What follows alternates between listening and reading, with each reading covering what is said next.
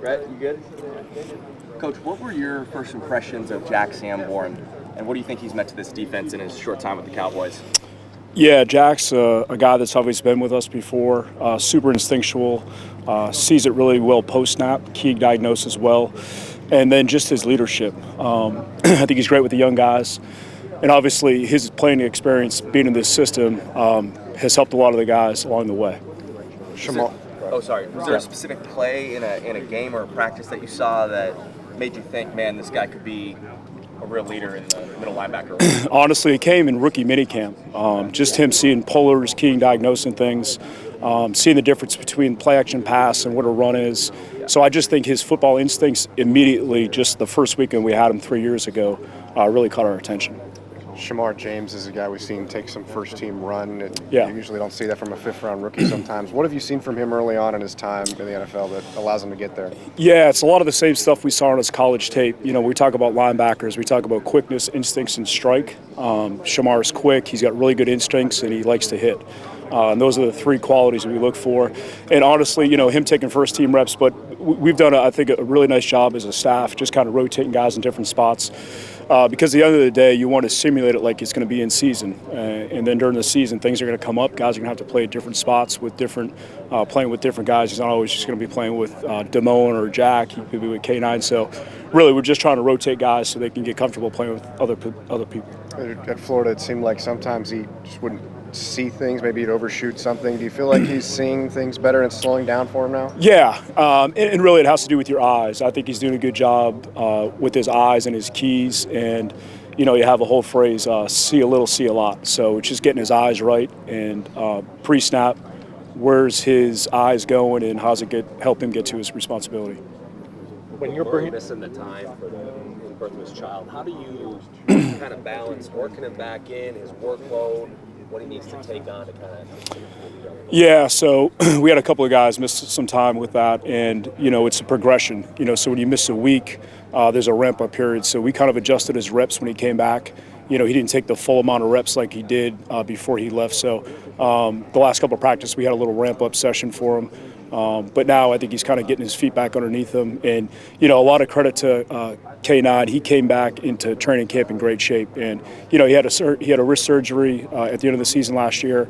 And he really worked himself into great shape to start training camp. And you can really see it in his movements. He's moving really well and really happy with where he's at. He's obviously a veteran. You kind of know at least a little bit of what he's all about. But does it change evaluations when he has this kind of break in between, or do you just, you know, kind of like sort of ramp it back up and then? No, I think it's great because what it does is it gives other guys opportunities. And again, like we talked about earlier, it kind of replicates what happens sometimes during the season when guys get injured or something happens, other guys have to step up. So I thought it was really, you know, sometimes it's a blessing in disguise. Like guys have to step away for whatever reason, whether it's injury or something personal, other guys have to step up. So it gives other guys more opportunities. When you're bringing in somebody like Jack, who you've got familiarity with, to help these other guys adjust to a new system, is that an explicit conversation?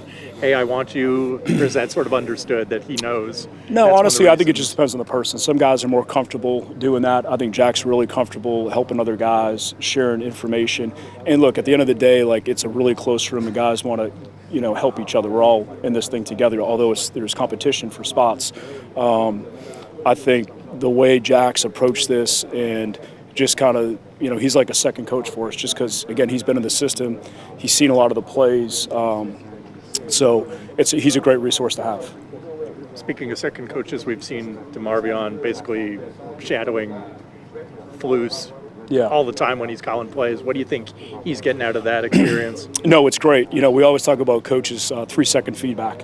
You know, so after the snap, hey, what's the feedback? And then you got to get to the next play. So I think for Demo, it's almost like getting reps in there when you're not practicing. So even though he's not practicing, he's getting the feedback from the coaches instantly.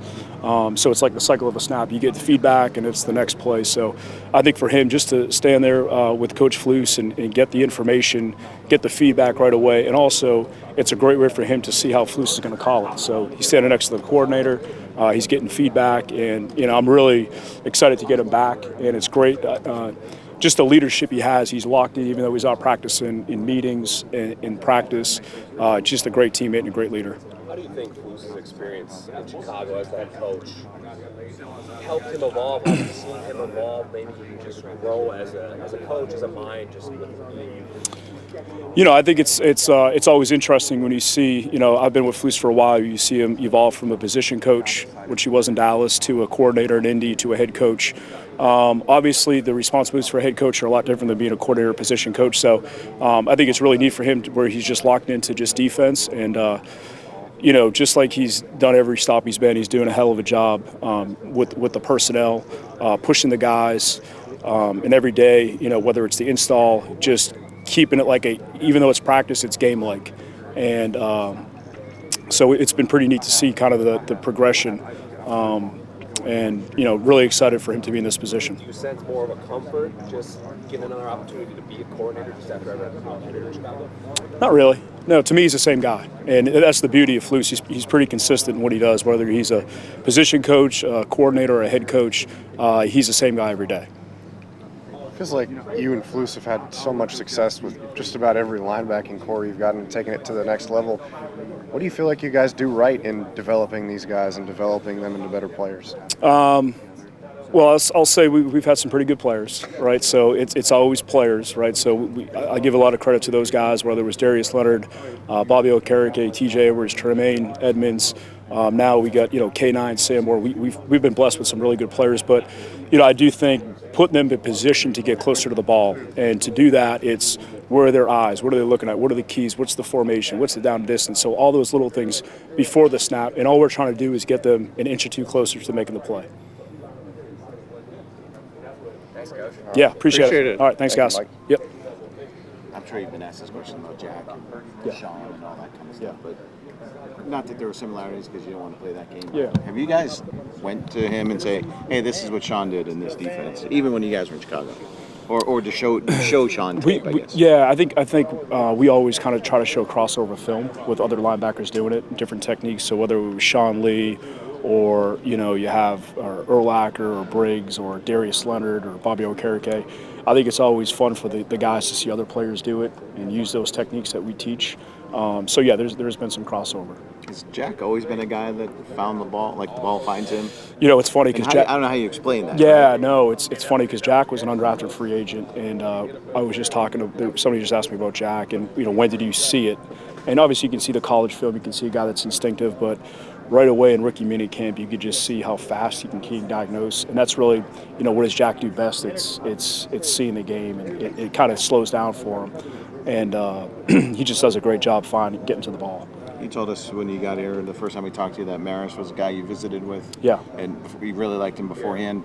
Now you've been around him, what have you grown to like? Yeah, so he brings a unique skill set. I think Maris he's a really physical player.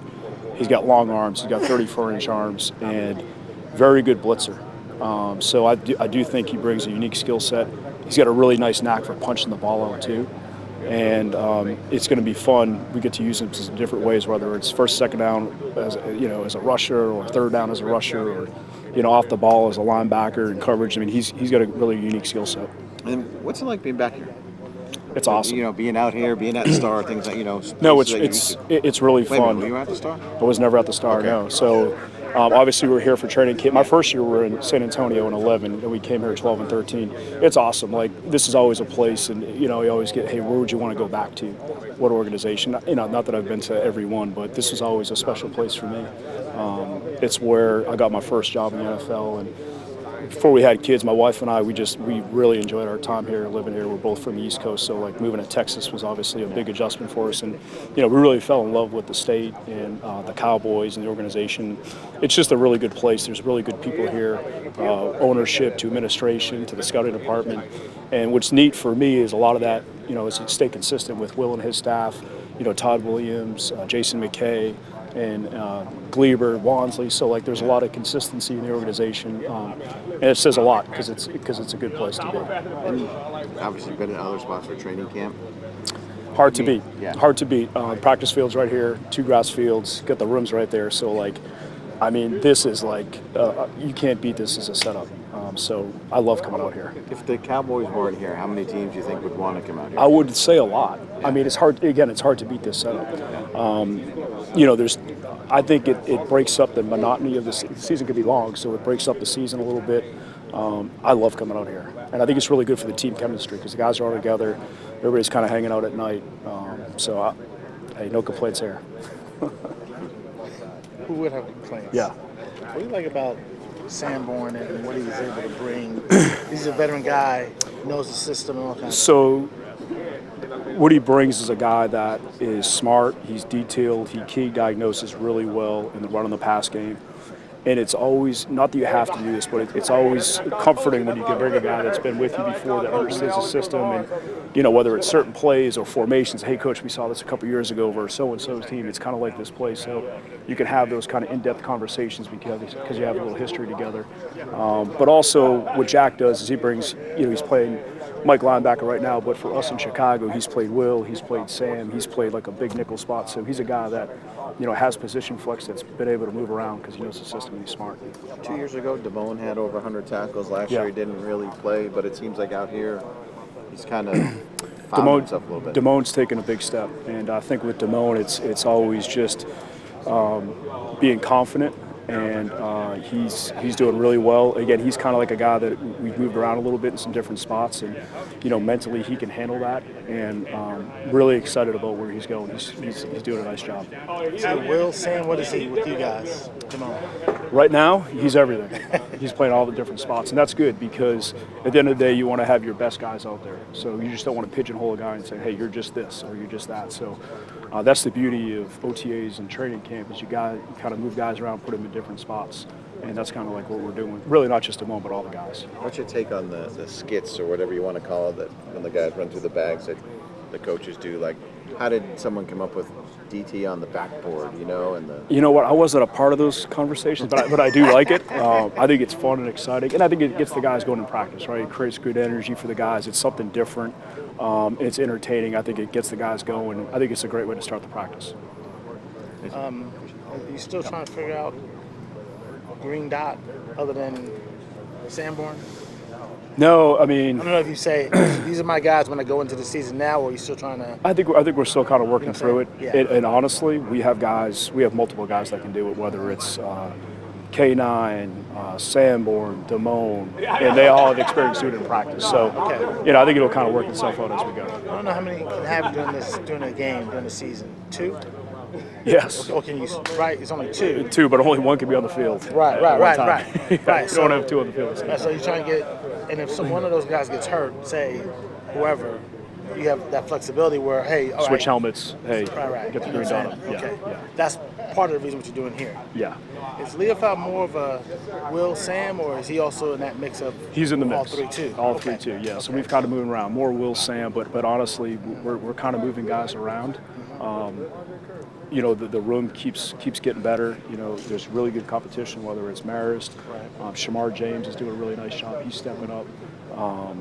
Obviously Damone's doing a nice job. So there's some really good competition, and obviously Overshone's not here yet. But once we get him back, it'll feel really good about the situation.